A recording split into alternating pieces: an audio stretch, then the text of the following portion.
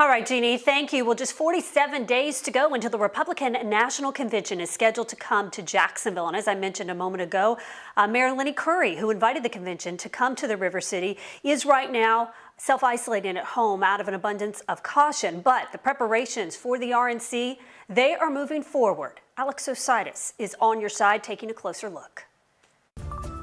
Less than 50 days to the Republican National Convention being held right here, and Mayor Curry says plans for safety when it comes to COVID-19 still being figured out. The convention is many weeks away, late August, and we are acting appropriately right now. We'll act appropriately at that time. Mayor Curry delivering his press conference from home after being exposed to COVID-19. He says his test came back negative and he'll continue to isolate. Meanwhile, the RNC creeps closer. We are currently under a statewide executive order by the governor.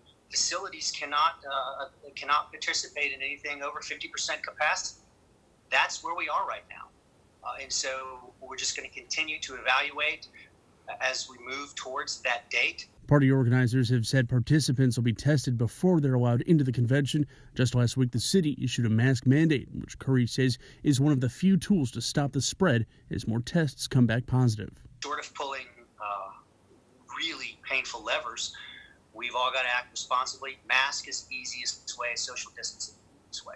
Ahead at 6, expanding testing where you'll be able to schedule an appointment starting tomorrow. I'll have that coming up at 6 o'clock. Reporting, Alex Ositis, First Coast News, on your side.